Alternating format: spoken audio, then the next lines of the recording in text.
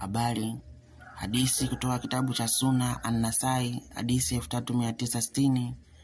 Sahihi. Hadithi imepokewa kutoka kwa Ubada bin al-Wahid bin Ubadan bin As-Samit kwamba Aisha alisema, nilimtafuta mtume wa Mwenyezi Mungu na nikaweka mkono wangu juu ya nywele zake. Akasema, amekujieni shetani wenu? Nikasema, je, wewe huna shetani? Akasema, ndiyo, lakini Mwenyezi Mungu akaninusuru naye akasilimu.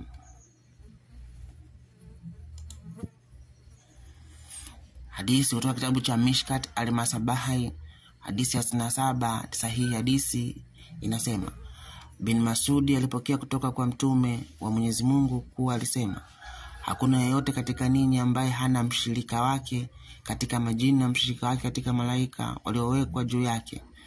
Wasikilizaji wakauliza, je? Akajibu, inanihusu pia, lakini Mwenyezi Mungu ameninusuru zidi yake na amesilimu, kwa hiyo ananiamrisha nifanye yaliyo mema tu.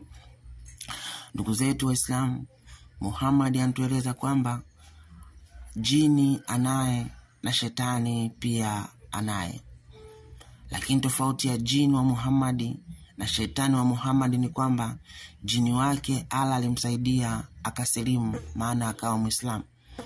Shetani aliyekuwa naye Muhammad Allah alimsaidia akawa Muislamu. Na mtume anatuambia, katika ninyi waumini hakuna mtu yoyote asiyekuwa na jini. Je, jini wenu amesilimu?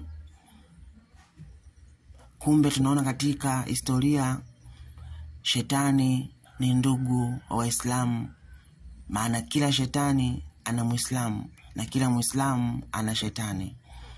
Ndugu zetu Waislamu, Mungu awasaidie, au Allah awasaidie yule jini uliye naye au shetani uliye naye asilimu, akubali ya kuwa hakuna mola pasipo kuabudiwa kwa haki isipokuwa Allah na Muhammad ni mtume wake. Kwa hiyo kumbe Muhammad pia alimsilimisha shetani kwa msaada wa Allah. Hivyo basi shetani pia ni Muislamu, sio majini tu ambao ni Waislamu, pia shetani naye ni Muislamu. Mungu akubariki, shetani wako na jini lako nalo lisilimu. Allah akujalie mema na baraka na amani. Asante.